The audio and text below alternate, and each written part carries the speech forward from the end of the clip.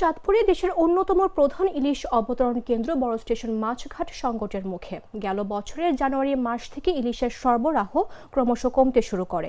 এটি এখন প্রায় তলানিতে এসে ঠেকেছে। এমনকি ইলিশের ভরা মৌসুমেও কাঙ্ক্ষিত পরিমাণ ইলিশ ধরা পড়েনি এই অঞ্চলে। জেলেদের ভাষ্য অনুযায়ী পদ্মা মেঘনায় আগের মতো ইলিশের ঝাঁক দেখা যাচ্ছে না। এতে সরাসরি প্রভাব পড়েছে বড় স্টেশন মাছঘাটে। একদিকে যেমন ইলিশের সরবরাহ আশঙ্কাজনকভাবে কমেছে, অন্যদিকে তেমনি কয়েক গুণ বেড়েছে দাম। ফলে ক্রেতা সংকটে পড়েছেন আড়তদার ও ব্যবসায়ীরা। বিশেষ করে বর্তমানে ইলিশের মৌসুম না থাকলেও বিগত বছরগুলোতে এ সময় বড় স্টেশন মাছঘাটে প্রতিদিন আনুমানিক 150 থেকে 200 মণ ইলিশের সরবরাহ থাকত।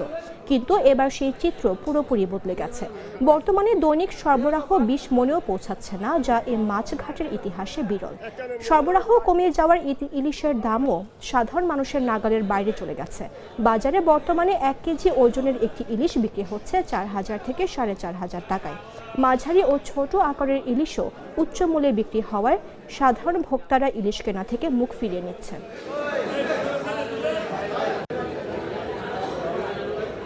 বেচাকিনি একদমই কম, মানে মাছও কম, দামটাও একটু বেশি, তারপর দেওয়া মনে করেন না ক্রেতাও কম, যে কারণে আমরা ব্যবসায়িক যারা আছি তারা মূলত একটু ভোগান্তিতে আছি। যেমন মাছের দামটা একটু বেশি হওয়ার কারণে অনেকে মাছ নিতে পারতেছে না, আবার কেউ কমের জন্য আসে, আবার কমেও নিতে পারতেছে না।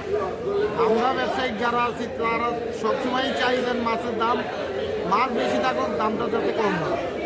আনসিজন শীতের সিজন, মাছের আমদানিও কম, তারপর আপনার কাস্টমারও কম, সব দিক দিয়ে মিলে দেখা যাচ্ছে যে মোটামুটি দাম বেশি থাকে। আপনার 1 কেজি সাইজেরগুলো আজকে চলতে যে 4000 থেকে 4500 টাকা কেজি, আপনার 800 থেকে 900 গ্রাম, এটি 3500 থেকে 3600 টাকা কেজি, 700 থেকে 800 গ্রাম এগুলো চলতে 2700 থেকে 2800 টাকা কেজি।